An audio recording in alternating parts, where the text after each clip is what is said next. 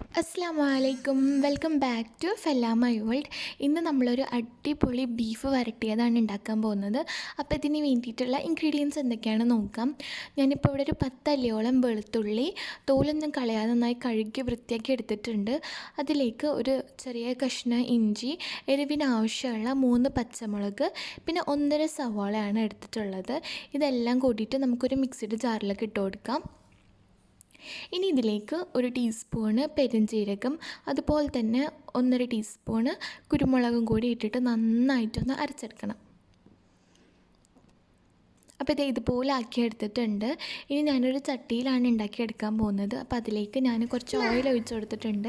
നിങ്ങളുടെ കയ്യിൽ വെളിച്ചെണ്ണ ഉണ്ടെങ്കിൽ വെളിച്ചെണ്ണയാണ് ബെസ്റ്റ്. അപ്പോൾ ഞാനിപ്പോൾ ഓയിലാണ് ഉപയോഗിക്കുന്നത്. ഇനി ഇതിലേക്ക് നമ്മൾ അരച്ച് വെച്ച ഇഞ്ചി, വെളുത്തുള്ളി, പച്ചമുളക്, സവോള, പെരുംജീരകം, കുരുമുളകും കൂടി ഇട്ടിട്ട് നന്നായിട്ടൊന്ന് വഴറ്റിയെടുക്കാം. ഇതിൻ്റെ പച്ചച്ചൊവ്വൊക്കെ ഒന്ന് മാറി കിട്ടണം. അപ്പോൾ അതുവരെ നന്നായിട്ടൊന്ന് വഴറ്റി കൊടുക്കുക. ഇതിലേക്ക് ആവശ്യത്തിനുള്ള ഉപ്പും കൂടി ആഡ് ചെയ്ത് കൊടുക്കുക. അപ്പോൾ അത് നന്നായിട്ടൊന്ന് വഴണ്ടി വന്നിട്ടുണ്ട്. ഇനി ഇതിലേക്ക് കുറച്ച് കറിവേപ്പിലും കൂടി ആഡ് ചെയ്ത് കൊടുക്കുക.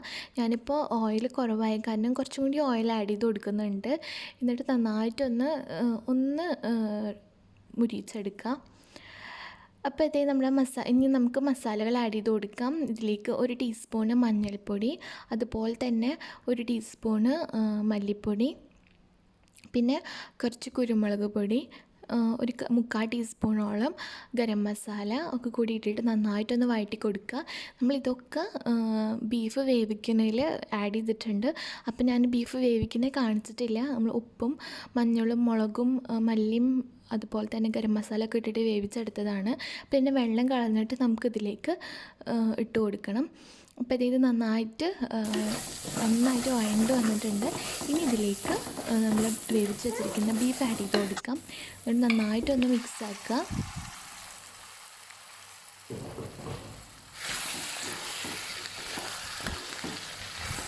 നന്നായിട്ട് മിക്സാക്കിയതിന് ശേഷം ഒന്ന് മൂടി വെച്ചിട്ട് ഒരു 2 മിനിറ്റ് ഇട്ടതിന് ശേഷം മൂടി വെച്ചതിന് ശേഷം നമുക്ക് വീണ്ടും തുറന്ന് നോക്കിയിട്ട് ഒന്ന് ഇളക്കി കൊടുക്കുക. ഇനി ഇതിലേക്ക് ഞാൻ 2 ടീസ്പൂണ് മുളക് പൊടിയാണ് ആഡ് ചെയ്ത് കൊടുക്കാൻ പോകുന്നത്. നിങ്ങൾ എരിവ് നോക്കിയിട്ട് ആഡ് ചെയ്ത് കൊടുക്കുക. ഞാനിപ്പോൾ 2 ടീസ്പൂൺ ആഡ് ചെയ്യുന്നുള്ളൂ. എന്നിട്ട് നന്നായിട്ടൊന്ന് മിക്സാക്കി കൊടുക്കുക.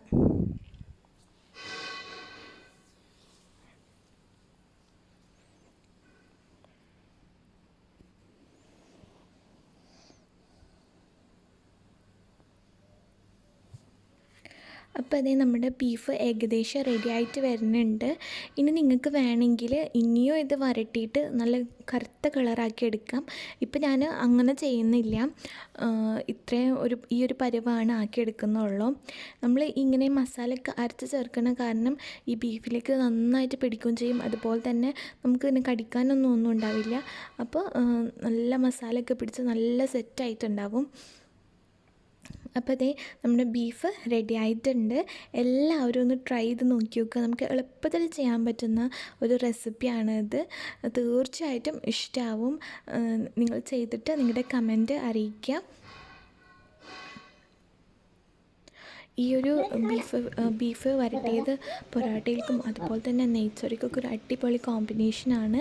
അപ്പോൾ നല്ല ചൂടുള്ള ബീഫ് വരട്ടിയതും നെയ്ച്ചോറും പപ്പടും സലാഡൊക്കെ ഉണ്ട് കൂട്ടി കുഴച്ച് തിന്നണം. അപ്പോൾ എല്ലാവരും ട്രൈ ചെയ്ത് നോക്കി നോക്കുക. നിങ്ങൾക്ക് എൻ്റെ ചാനൽ ഇഷ്ടമാവുന്നുണ്ടെങ്കിൽ സബ്സ്ക്രൈബ് ചെയ്യുക, അതുപോലെ തന്നെ സപ്പോർട്ട് ചെയ്യുക. ഇൻഷാ അല്ലാഹ് ഇനിയും പുതിയ വീഡിയോസും റെസിപ്പീസുമായിട്ട് നമുക്ക് വീണ്ടും കാണാം. Bye and take care.